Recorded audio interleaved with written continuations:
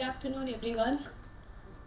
I'm Dr. Gayatri Narasimhan, and I'm here to share about the topic Unifying Pathways, One School for Many Abilities. Before I start, I wish to introduce my little friend over there. Her name is Inclusion, and she's going to be here with us throughout the presentation, sharing concepts, information, and certain ideas. I wish to start with a simple yet a powerful question. What happens to a child who learns, who grows, who dreams, but isn't seen by the system? Let me explain this with a story that still sits very heavy in my heart. This happened in 2020 during the first lockdown, the peak of pandemic. I got a call from a mother. I could sense a panic in her voice. Her voice was trembling. I could sense a pain in her voice. She had just shifted with her two sons from Muscat to India. Both of them carried the same dreams. Both the children had the same urge to learn. Both the children were from same school, but the elder one, being a neurotypical, was from the mainstream education, and the younger one, the neurodivergent, was from the special school. Now, what happened when they landed in India? The elder son was sent to the next grade without any question asked. The transition was absolutely smooth.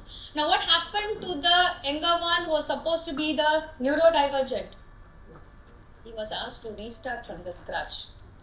Is it because he hadn't learned? No, there was no proof that he had learned because there was no systemized curriculum. This incident had a great imprint on me. It was really painful for me. That's when I thought I should bring a change in the system. I have to do something for the system. Not just the classroom or the curriculum part of it, but the change should be in the mindset of people who view ability and difference. Unfortunately, we have built two systems. One is for the neurotypical, the regular mainstream, which is systemized, measurable curriculum, and one for the special school, for the neurodivergent. It is disconnected, under-resourced, and undefined. Now, there's a huge gap between both the system and the missing bridge. Now, who pays the price? The child. The child is either forced, boxed in, given lot of labels and put into the special school, or forcefully he has to get into the mainstream education which is not designed for him. He has to go through all the challenges. And do we call this inclusion by any chance? Is this inclusion? This is survival. Yes, it's not inclusion. This is survival. Just a survival. And this is the world we are living in. So I wanted to bring that change, and that is what the birth of Unifying Pathways, One School for Many Abilities. Before I get into my core topic, I wish to share certain concepts with all of you. Now, I've been mentioning the word neurodivergent. What do I mean by the word neurodivergent? A child may learn through patterns rather than words, or the child may respond through rhythm rather than the routine way. That's all. It's how the brain functions. Very simple. You may ask me one more question. How do I identify a neurodivergent in a classroom? I have to agree it's going to be very difficult because most of the time it's hidden, it's not visible explicitly. But having said that, you can definitely watch for those subtle cues, like, for example, a child may close his ears in a noisy room, or the child may avoid giving you eye contact. The child may struggle with anxiety during transition, or the child may even have challenges in simple spellings. Those could be the subtle cues which says, hey, pause, observe, ask experts, respond with empathy. When we do this, we are opening the first door for the inclusion. Very simple from the our side. Another important concept, the third one, which I wish to share with you all, how do we address a neurodivergent? Even parents, I see them, I hear them say, "Oh, my son is autistic." I just want to ask, your son, does he have a name? Is autism his name? Many people say, "Oh, he is Down syndrome, she is cerebral palsy." Yes, CP, autism, or Down syndrome, can it become their identity? I will share that with my own example. I have a problem in my vision, I cannot see. I need my glasses. This is my need. Definitely, I will not like if anyone is calling me spectacled Gayatri or Gayatri with specs. Both ways I may not like, because this is not my identity. My name is my identity. I am Gayatri Narasimhan. I prefer people calling me that way. The person first. Let us see the person as a person, not with their challenges. Challenges is just a need. I may come and ask you, please help me sit in the front row because I need to copy. I have a problem in my vision. This is my need. This is not my label or my identity. And next, you may ask me one question. Why should I learn about neurodivergent? Why inclusion is for neurotypical? A very, very simple answer I will give you. You will understand that difference is normal.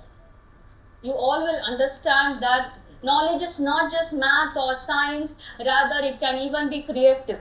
You will be that great a leader who can work with all kinds of people, and inclusion builds humanity. And with the rising case, it is a need for the hour, and we need to focus on this. Having shared these concepts, let me get into my topic, unifying pathways, one school for many abilities. Imagine there is no two system. We have just one system, one type of a school, where all learners are present there. For example, a child in a wheelchair is sitting next to a child with a visual learner, and they both sit and learn together. Now, a child with an autism who prefers to learn with a hands-on experience, and a child because he is very good and practical, and a child with a Down syndrome or cerebral palsy is choosing vocation as a subject, and they all learn under same umbrella, under the same roof, with a well-defined curriculum. That is what is one school made for many abilities. Very simple it is. So a picture like this, you can say the child is allowed, or the child is given a freedom to choose what they want, like how you do in the colleges. Similarly, even in the school, they have the freedom to choose what they want. What is ultimate goal? We need to achieve, and we have to contribute to the family, for the society, and for the nation by large. That's all. That is the concept, and that is what is unifying pathways, one school for many abilities. Now imagine in a regular mainstream, I have a student with learning disability. I'll give you a very, very practical example. When I was working in a CBSE school, I had a student in 12th grade who had ADHD, a severe ADHD, I would say. And that girl was scoring just 2 on 80 or 3 on 80. This was just 3 months prior to the board exam, and that was the time I had joined that school as a special educator. And that girl, the management was considering whether she would be able to write the board exam or not. So I said, 3 months we have, let us work on that. Please give the child to me, I will ensure that she scores decent marks. I just worked on her learning styles. I just saw her strength. Of course, I considered her challenges too, and a bit of counseling. We managed, we planned her schedule, and with that, she achieved 100 on 100 in CBSE in her marketing, and that is one subject. She was a CBSE topper, and in all the other subjects, even now I get goosebumps, she got above 90 and above 94. Her name is still there in the notice board of the school. And this is what is inclusion. Few years back, mother came and told me, I have a boy with Down syndrome who cannot get into the regular mainstream. Can we do something for him? I said, why not? We'll build a vocational side for him. So we built a curriculum for him. Again, I'm telling, it's a systemized curriculum. We built around it. We gave him a proper training, and with that, After 5 years of the systemized training, he started his own business. He started his micro business. Now he is having a dignified life and he smiles. He mentions and he's so happy that he belongs to this community. That is what is vocational training. And the middle slide, if you see, these are the graphics done by our neurodivergent students for whom we work on their skills. This is skill-based education. Now imagine all of this happens under one roof, inside one school. That is what is Unifying Pathways, one school for many abilities. Now, how do we implement this? So how are we going to implement this? This is a practical model with a lot of research that has gone behind us. It is not just theoretical. It's a total practical model. First, we build on their assessment. We work on their assessment to see their interest, their parents' family interest, their needs, their learning styles, their strengths. Everything is documented, and a team of professionals, they sit together to work on their educational period for the entire curriculum. And this happens with 4 parameters. One, with the teachers who understand diverse learners. The second one, peer awareness program which builds on empathy and inclusion. And the third is adaptable classroom that ensures every child's needs are fulfilled inside the classroom itself. And the fourth, which is the foremost, is an environment where asking for help is seen as a strength, not as a shame. That is the environment we are going to build in. And with all this model works successfully. The children cannot be forced into one system. Rather, we are going to merge the systems in such a way the child is included in the curriculum itself. The child doesn't feel overwhelmed. And this is enough for the child to succeed in life. Is it a very new system? Am I talking something very, very new concept? To share with you all, this is it's a very age-old practice in India. India has been pioneer in inclusion. Long back, India had embraced the inclusion model, which was our famous Gurukul system. I don't know how many of you have heard about Gurukul system. That's where all type of learners sit under one roof, they learn together. There is no hierarchy of abilities. Nobody to say, oh, science and math are much better, vocation is lower, it's very simple. There is no concept in that way. Whatever they are good at, they all sit and learn together.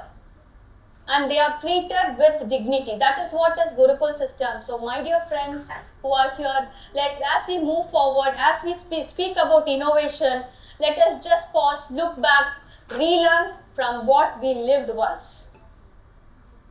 Does that mean there is no challenges here? This system also has a lot of challenges. A lot of challenges. I have seen parents come and share with me, ma'am, is it possible that both the children can sit in the same classroom? Will my child be left behind? Will my child learn unwanted behaviors? Will my child be safe inside a classroom where I have another child with behavioral issue? These are all concerns. It's not out of malice, but with a lack of awareness. These are all genuine concerns of parents. And how do we address it? The first and the foremost, create a lot of awareness. Conduct a lot of awareness programs, have regular parent-teacher dialogues or interaction to address the challenges. Keep the transparency of the school system. Ensure that the policy of the school takes care of the safety and the progress of both neurotypical and the neurodivergent.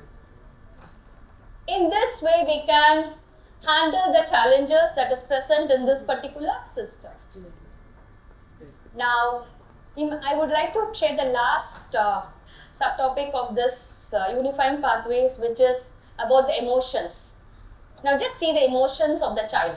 Now all along the child has been secluded from the participating in the cultural activities or drama or dance or sports. People say, no, you can't. You are a special child. Please go away. Now imagine that child is called forward and they say, come, you are going to have a part. You have to participate in the cultural program. You are going to lead the room. Now, a child who has already always been separated in the classroom, segregated in the classroom, maybe with a buddy or with a shadow. Now, the teacher calls a child in the front and says, "You have roles and responsibilities. You have to take care of this." Just imagine that moment. The teacher says, "You belong here. You belong to the school."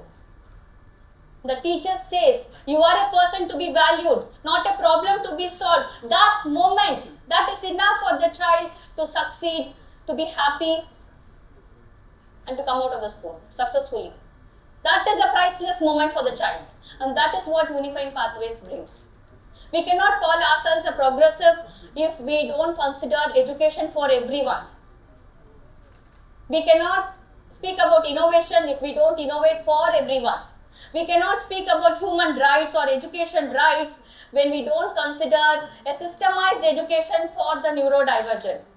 Inclusion is not a favor or it's not a charitable act. It's a need of the hour. It's non-negotiable. We need to do it right now. Before I conclude, I wish to share certain important statistics, just two statistics. Only 10% of the students go from 10th grade to 12th grade. Only 10% of the neurodivergent children go from 10th grade to 12th grade. Now what happens to the 90%? Drop out. And from that 10%, only 5% go to the 12th grade, to the college. From 12th grade to the college. Only 5%. Again, drop out. Why? Why there is a huge dropout? Where is the mistake? The mistake is in the system. The system is not built for them. It's built only for the neurotypical.